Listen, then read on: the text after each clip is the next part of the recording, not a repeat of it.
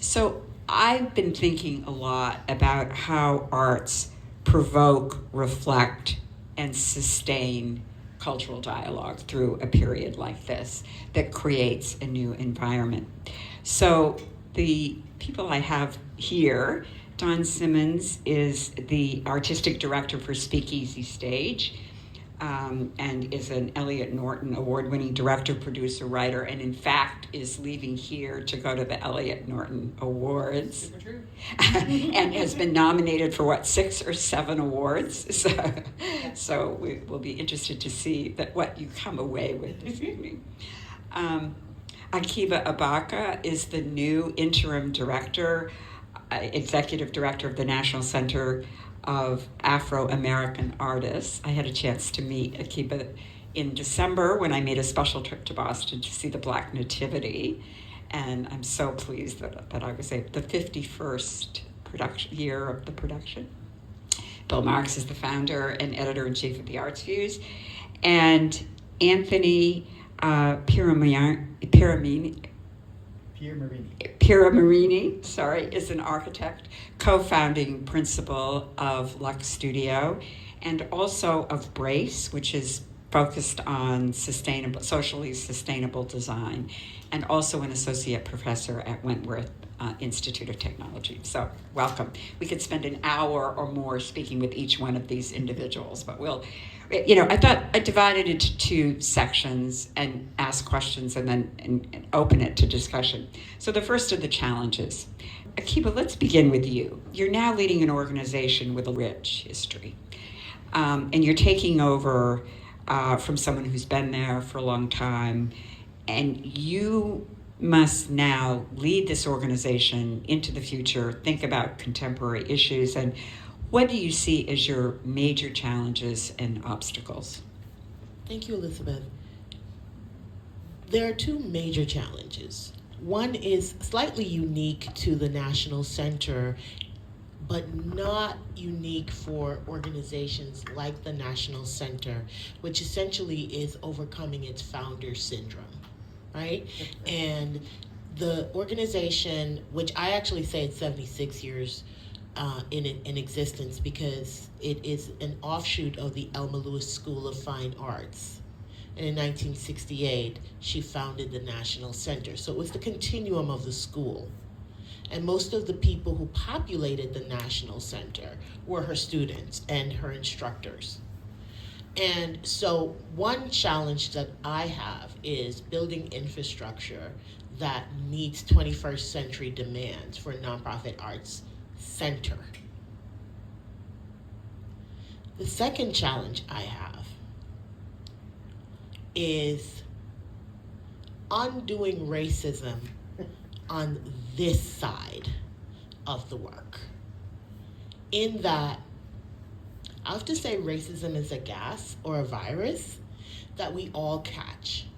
And what I'm finding is that there are white supremacist ideas and ideologies that we have generated in ourselves as Black people as protective factors that have kept people out. So much of the undoing racism work that I did at Emerson, or that I did in some of the large-scale arts organization as a Black person in a predominantly white environment, I'm finding that I have to find the adaptation now as a Black leader in a predominantly Black environment. And that's a major challenge, because as Black, I am the diversity. But do we consider how much of this gas, this virus, has permeated the consciousness of Black America, and how we protect ourselves, and how that keeps people out? What do you see as challenges within, the performing arts space and theater space? Challenges for building a third space, for building community within the performing arts. I mean, one of it is just the sort of how expensive it is to run space, right? How expensive it is to pay for and properly resource, right, the artists, the event that you want to have, and then I hate to bring this out so quickly, but like we're all fighting with the pocket screen, and we're all fighting with our sofas, and what I think right now, since the pandemic, is this move towards isolation.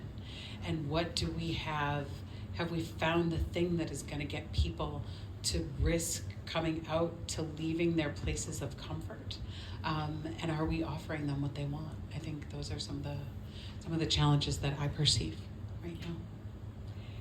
Bill, you started the Arts Fuse, as we say, about 2007, but also at a time when there was the beginning of local newspapers being shuttered, and then the major institutions cutting their cultural coverage. And I mentioned to you earlier, we talked about Elizabeth Hardwick's article on criticism in Harper's in 1959, which kind of said much of what we're hearing today.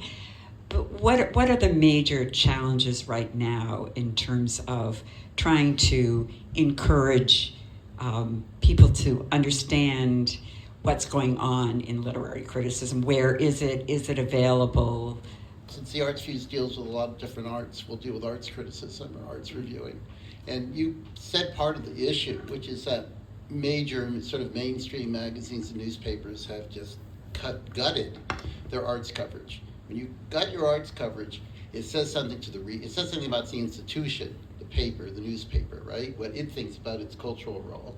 It also says something about, and it undercuts the status of the arts in the community that they're writing for. So when you cut small local newspapers, when you reduce the arts coverage in the major newspapers, then that's sending out the message of the lack of interest or lack of value in the arts and in the role they play in the culture. I think part of what's happening is that the Arts Fuse is symptomatic of a counter movement, I'd say a revolutionary movement in Substack and other places online of people who are writing about and care about the arts. So Hardwick was writing about a time from New York, if I may say so, at Harper's, where you had the old paradigm of the authorities in New York. The New Yorker, the New York Times is going to tell you about what theater is about. Those days are long gone, and I'm glad they're gone, because they got that kind of privilege and they abused it often. There were some really great critics in those times, but it was abused as well. So now it seems to me, if you want to talk about the future, it's going to be found in places like the Arts Fuse and small online outlets that are taking criticism seriously. And the challenge is that we need to find paradigms, we need models, so that people can see, well, what is a review? I mean, I was already complaining about this back in 2007. What is a review supposed to do? It is not marketing. It is not publicity. It is not an ego trip. It is a judgment of what you are seeing, right, in the theater or a performance. And you are both giving a judgment and you are earning your spurs by then giving the reasoning for how you came to that judgment. And then the reader can agree or disagree, and thus glorious conversation and dialogue is born. And part of what criticism was about was creating a conversation, spurring it. It doesn't mean that it had to guide it or it was the authority, but it helped create the conversation, the ideas. What's interesting about this work of theater? What's interesting about this dance performance? Then other people can take it and run with it.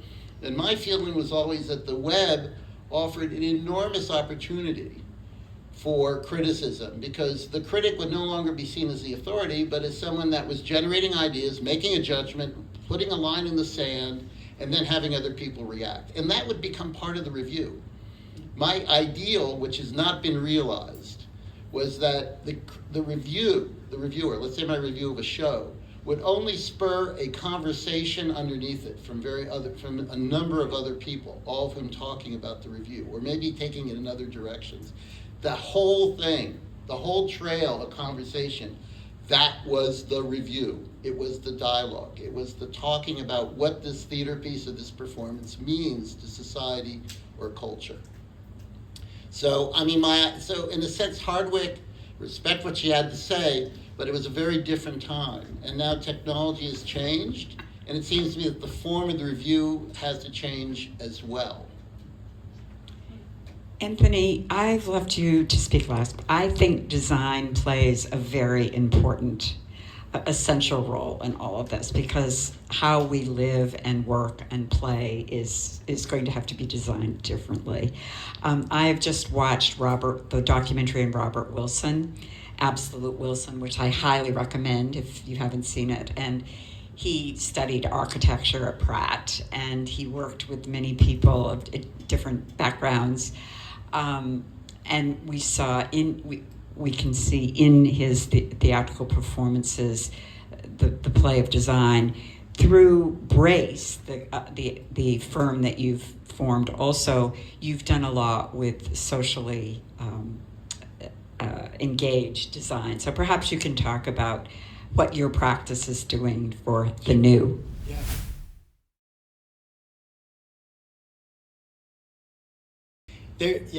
We started Brace as a nonprofit to find some independence in terms of, I'm an architect and I'm also an educator, but as an architect, we work under a model of patronage, whether that's institutional patronage or other kinds of patronage, and the arts have suffered from this for a very long time as well.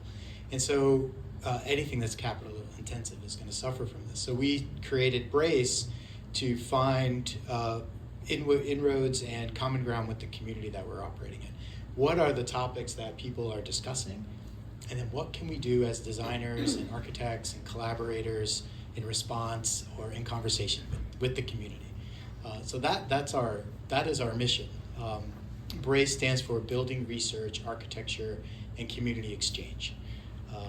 And so one of our recent projects was working with a local artist, a painter, performance artist, Marlon Forrester, at the DeWitt Playground over in Roxbury, and we had it was through the Boston Arts Council, but we were looking at the margins, the edges of the play space, right, and who supports the athletes, right, and I think a little bit later on you might talk about who is the performer and who is the audience, and so we were interested in that exchange and how that happens in public space. Who takes on those roles. And so we look at how public space can help frame dialogues, how we can provide context for exchange of ideas, exchange of experiences, whether that's joyful or otherwise. And so that's what our mission is. The challenge is space, right? I mean, it is space, and how we use spaces that are either public, and who has authority over those spaces, and how can we get access to them, or privatized, and the same kinds of issues that are coming up all the time. So we find that in conversation with the community, we can find that common topic that can kind of break down or bridge a lot of those barriers. I was very fortunate to have a preview tour of the new Obama Center in Chicago, and I will say that it was quite extraordinary because there is a public garden and beehives and a local public Chicago library, and just a wonderful space it's inviting people with, and a lot of music, and very hopeful, which of course was one of his themes. And it just gave you this very good feeling about how space can be used, how these public spaces can be used. So Don and Akiba, so we've talked about the issues, the problems. What are some of the solutions? How can we all work together to overcome, to use performance spaces to encourage artists to overcome racism, to find space, to bring people together, bring in younger audiences? When you did your hand like that, right? Right. It made me think about like a big pile of laundry.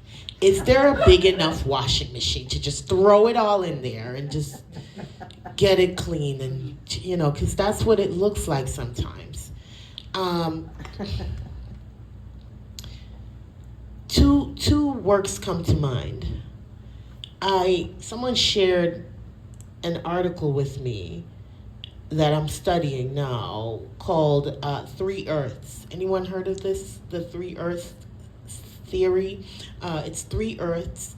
A Way of Understanding Our Present Moment by Ai-jen Poo and Lorella Praeli, Praeli, and Ai-jen, AI-JEN-POO.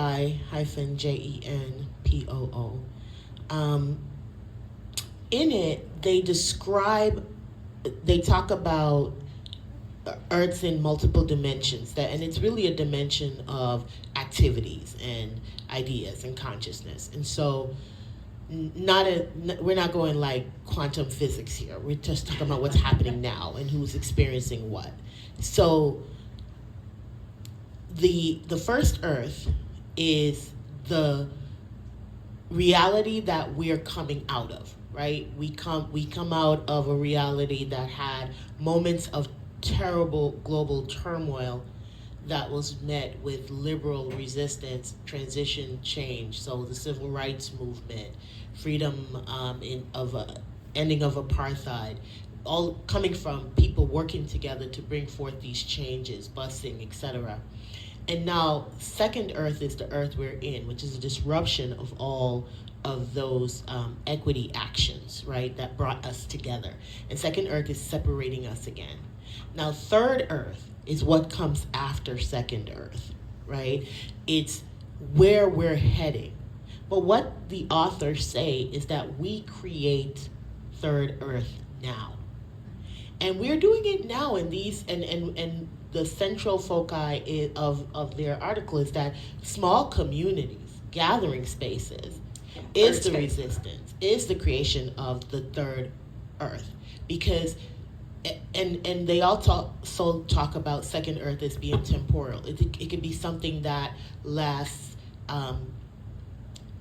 10 up to 10 years, or it could last a generation or two if we're not gathering in small community spaces and being clear about what we want the world to look like after the change. Because essentially what they're saying is time changes. We change all the time. Things happen. We have disruptions throughout. If you go as far back as human recorded intelligence, disruptions to our human condition happens all the time. And how we emerge from each phase of that is based on how we gather, what the conversations are. So that was one. It's just, it's just a very interesting article. And then I'm remembering a conversation that I was having with a scholar at Harvard. We were studying the Dreaming Zenzile. Remember, we were studying the Miriam Akiba play, of all plays, right?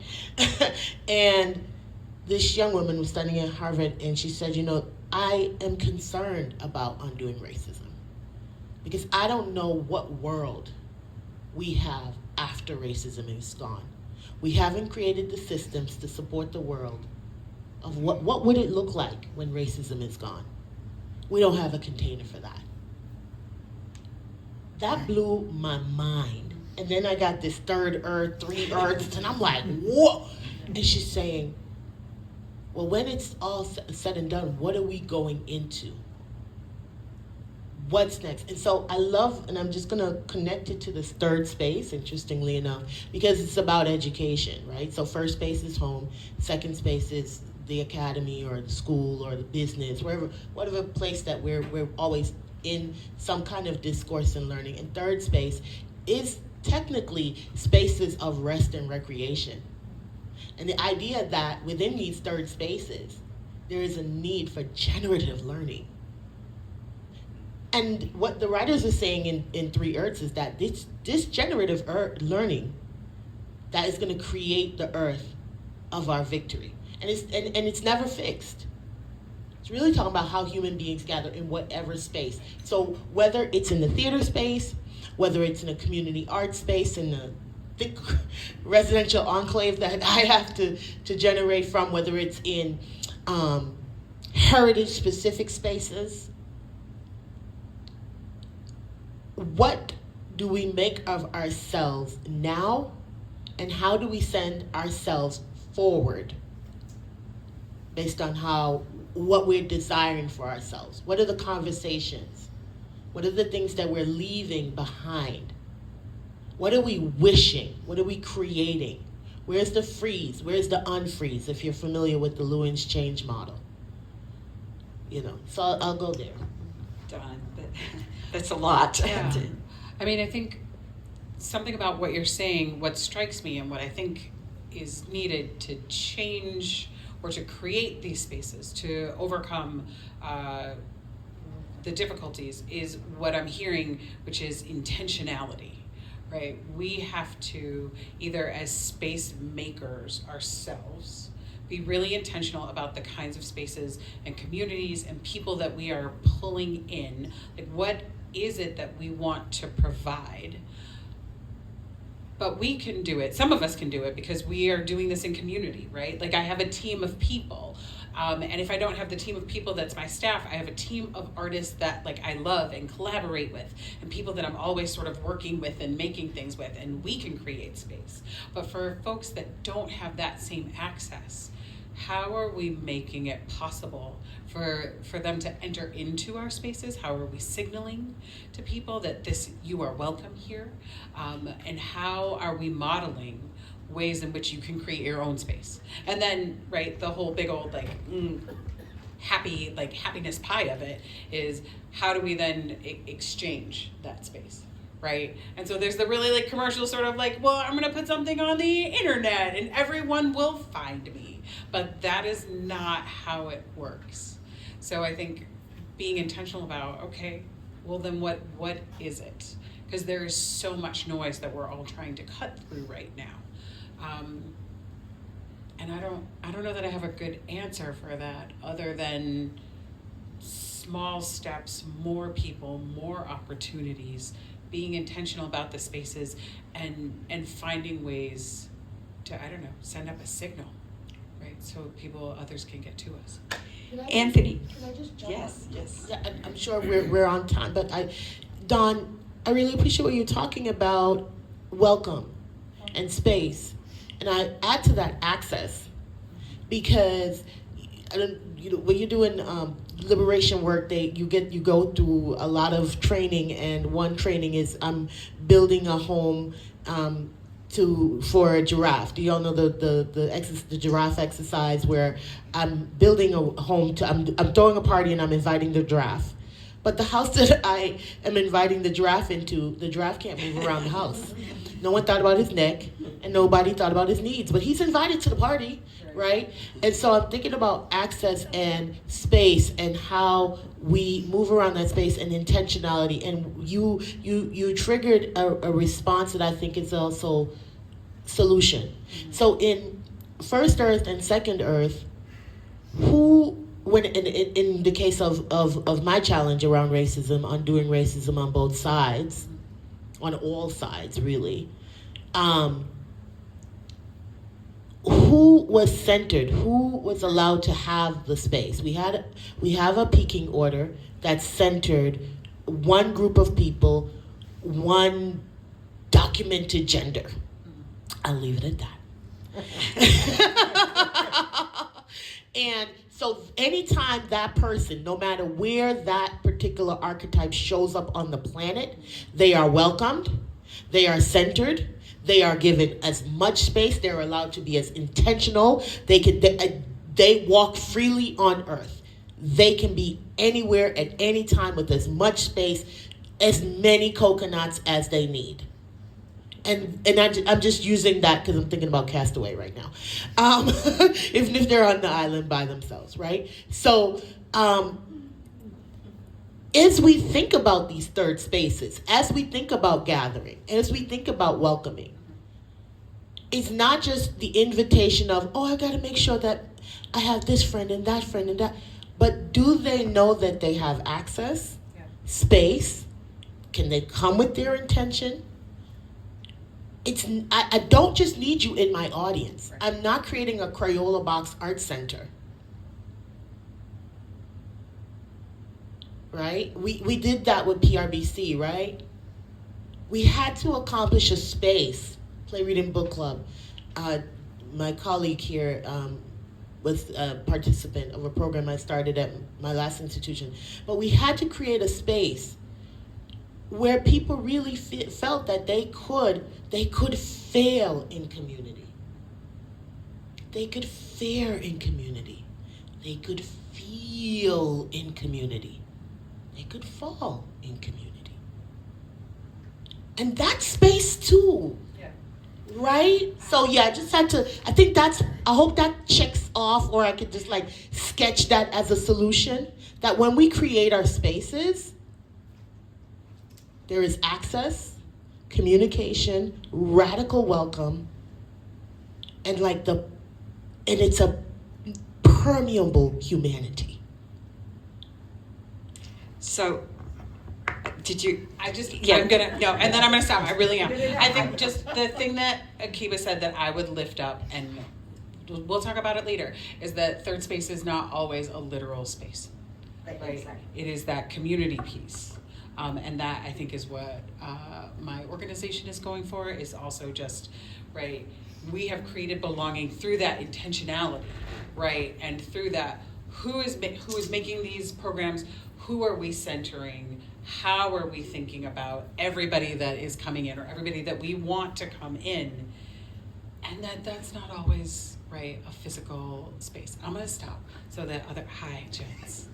Well, I just want to say to Anthony, though, because this just sets you up perfectly for the question that I was going to ask you when we get to when we think about education.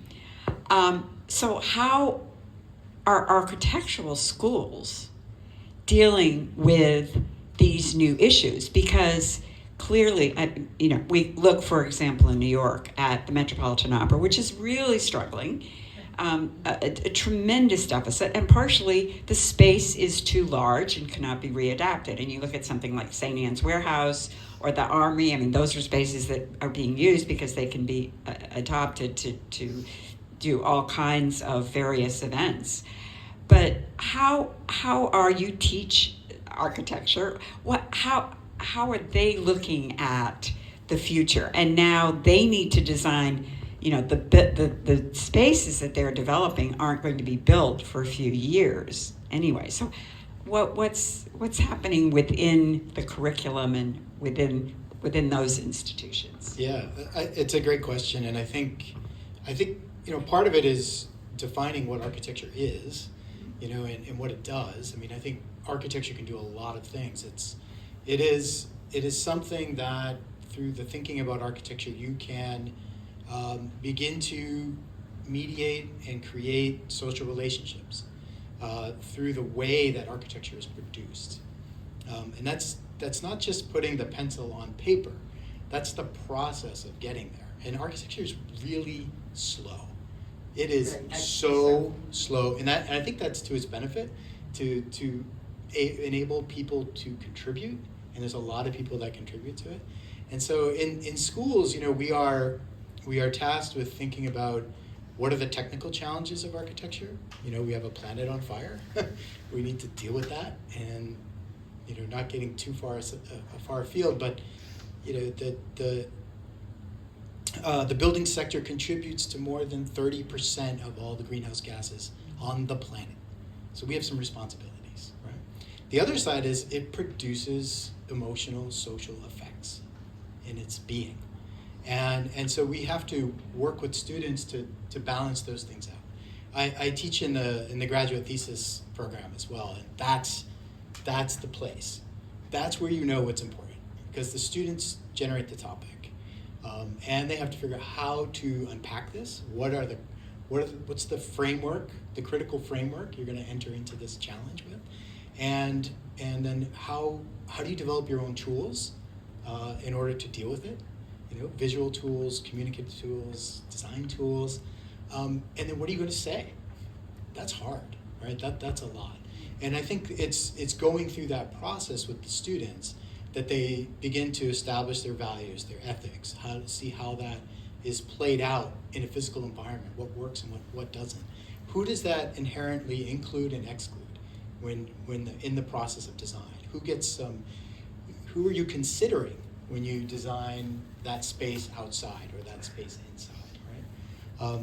And so it's complex, right? It's very complex, and I think what we have going for us is that in a thesis, such as a thesis program, students are able to really weigh out all these factors and lean into which piece of it that they find important. And so when it comes to creating access to kind of social spaces, you'll find students, I'll just take my last semester. We had a group that, came out of COVID in high school, and thesis is like you tackle unresolved conflict in thesis somehow. And so a lot of students were talking about different ways in which they can interact and express emotions, fear, joy, get into a critical dialogue in a kind of safe place. And what is that? How do you build that? And so some of them were looking at gardens, some of them were looking at temporary installations in public spaces around Boston. Some of them were looking at UMass Medical and thinking about the workers and how to create a space for them. So it's really, really interesting in terms of how architecture can begin to define different social relationships for better or for worse. And that the students have to be aware of that through what they make, and how you make it can be very inclusive.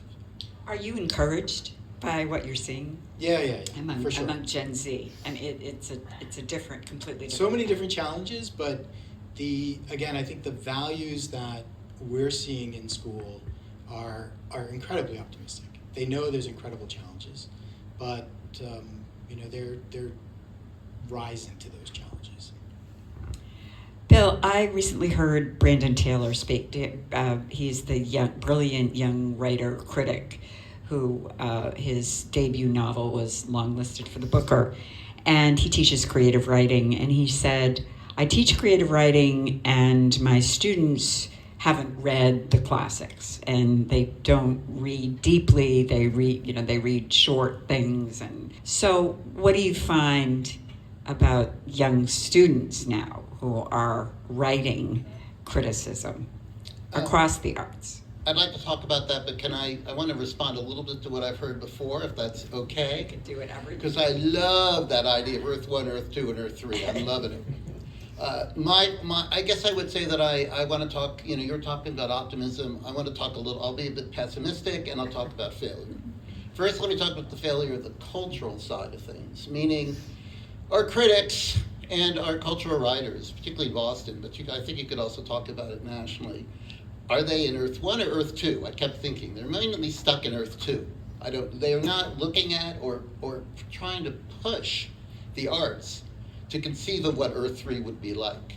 They're not demanding material, right? That they should be writing columns and commentary. They're simply content to be consumer guides and to evaluate shows individually and not talk about where culture is going generally. And there was a time in the 19th century, and I wasn't around then, but in the older decades, when critics saw that as part of their job, they diagnosed culture through their reviews and their commentaries. They talked about where they thought artists were falling short and where they should move forward.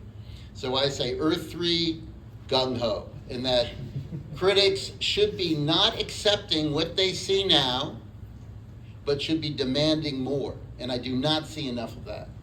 Except through the short fuse. Except for the short fuse, of course. As for the idea of teaching today's students, I'm sure we all could sort of talk about the demise of reading, and that not enough people are reading books, and there's just a huge piece in the Times, I think a couple of weeks ago, talking about reading scores just declining across the board. Every income level, from the rich to the not so rich, there were drops in reading scores. So we need to work at making reading a valuable, loved activity. And that's one thing that, that all arts should be doing, should be really working at making reading really vitally important. You have to do it when you're a young critic, because you don't have enough, you don't have enough shows, in terms of theater performance. You haven't heard enough, you haven't seen enough to be able to have that sense of authority that you have to give as a critic. You can't sound like you don't know what you're talking about. You have to give the readers a sense that you're an expert. This is what criticism can be. It also expanded my idea of what a review can be, which is what I think a lot of young critics really should do. They should go back. They may reject a lot of the verdicts, the attitudes, but the form, the craft, the sense of what a critic should be doing, you know, what the job can entail if you really want to be ambitious about it. That can be found by reading critics of the past and then applying it to the present. But with my students, I said brazen it out. You know, if you go to a dance routine, you go to a theater, you go to a play that you have not known the playwright before, do a little research, write it up, try to convince me, your instructor, that you know what you're talking about. What I really found with my students was a real curiosity and interest in reviewing and in criticism. They realized what I think most of the great critics realized, is that criticism is a primal instinct. We are critical creatures, right? We are always evaluating ourselves, each other, what's he wearing, look at that hairdo, what's going on. We are continually critiquing, continually. It is primal. I'm sitting here thinking, did Bill used to review me? Did you used to review me? Did you used to? And I'm like going through all the reviews in the Phoenix. I think he didn't do me too bad when I was directing. Okay. I think we were fine. Okay, all right. I'm reassured. But Bill, you know what you're saying, especially putting it into the context of first Earth, second Earth, and third Earth. A few notions come to mind, right? Or thoughts, or tools, rigor, and language. And it makes me think about in second Earth, where we are now,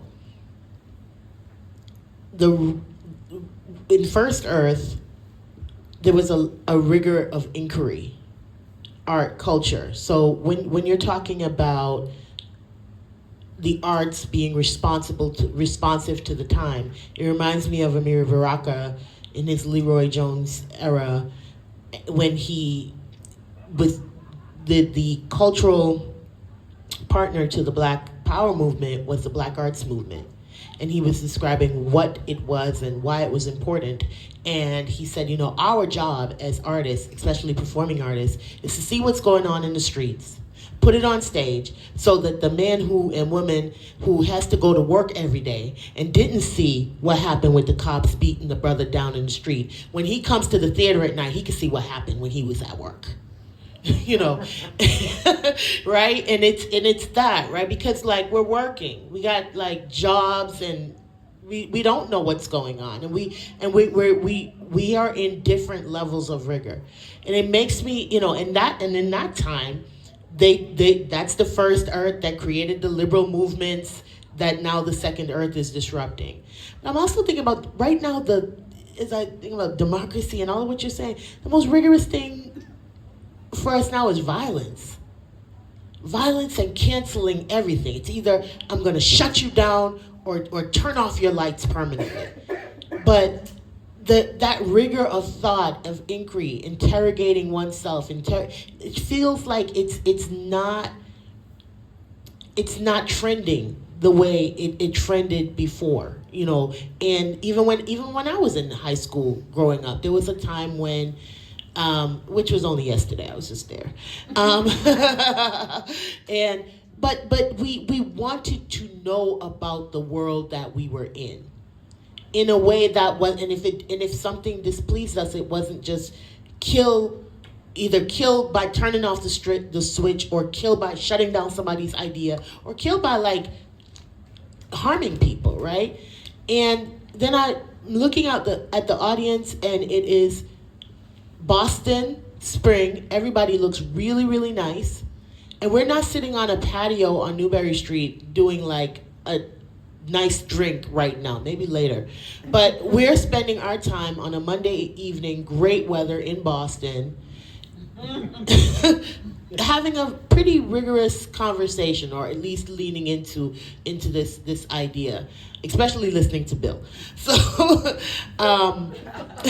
you know, and so back to this idea of intentionality, there needs to be, I think, one assignment of the arts is I'm gonna go Wu-Tang right now, you know, and I'm not gonna use the actual word, but they say, I'm not gonna do it. You know, I'm gonna clean it up, girl. You know I ain't going to. I gotta go to Wu-Tang Clan, the rapper said, bring the ruckus. Bring the ruckus. The arts have to always bring the ruckus. Provoke. Yeah. We Need gotta to provoke. always leave the profanity off, or in its right space, but bring the ruckus, and we are missing that in the arts. I mean, We're, you see that this really could go on, and poor Dawn needs to leave. Yes, it's 7:00. Dawn is going to the Elliot Norton Awards and needs to leave very soon. Needs to leave very soon. Yes. But I mean, I think to your point, Bill, to your point, the arts right now, right, there are many things that the arts are supposed to do, right? To provoke, to future cast, right? To imagine what the future could be, to right, help us make sense and contextualize the things that are happening right now. And again, though, there are things that are on my mind and your mind that aren't on yours, or that aren't on yours. And it's so like spread out and diffuse. And again, I come back to, right, the audience and the people that we want to talk to are being pulled by all of these other things. And I think, right, my company has tried to do a really good job of being like, no, we're going to deal with the hard thing, and we're going to future cast, and we're going to look at this current moment, and we're going to be everywhere. And we're hearing people say to us, like, I need a break. And I don't want to like put that on all audience. Like, I think many people want to be challenged, but also there are people who are like, we need a break. And then at the same time, though, the thing that I was saying to someone, one of the shows that I thought in our season people were going to really turn against was one of the hardest shows of the season, right? We gave them something that was laughter, and they were like, pish. We give them something that was like, I need to dig in, but it takes community and conversation and people saying like, actually, no, this was riveting and here is why. And so I think it is not that easy, and we haven't figured out what that like alchemy is of, right, topic and presentation. What is the particular medium? Is it, right, is it literature? Is it theater? Is it music, right? And how can we get to that audience, and how can we get to that critical mass?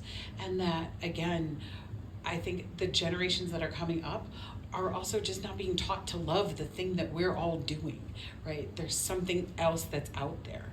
And so there are other things that are, right, that may be feeding that need and that sort of future casting and that look at where we're going. And we just haven't caught up yet. I completely agree. I was talking to a young South African playwright, and he said what's happening is, Gen Z, there isn't theater for them because it hasn't been written, and when we have older audiences who will not attend the performances that they might want to. So we're in this. We're at a really funky crossroads right now. We're in this, and that's why I think conversations like this, groups like this, getting people together, that's what I try to do, is to understand a little bit about what can we do. There's I've been reading George Saunders' book, A Swim in the Pond in the Rain, and he quotes one of his students quoted Albert Einstein saying, "No worthy problem is ever solved in the plane of its original conception." But then there's a footnote at the bottom that actually the real Einstein, because that was a student who had given that to him, the real quote is, "Let the people know that a new type of thinking is essential if mankind is to survive and move towards higher levels, move to Earth 3.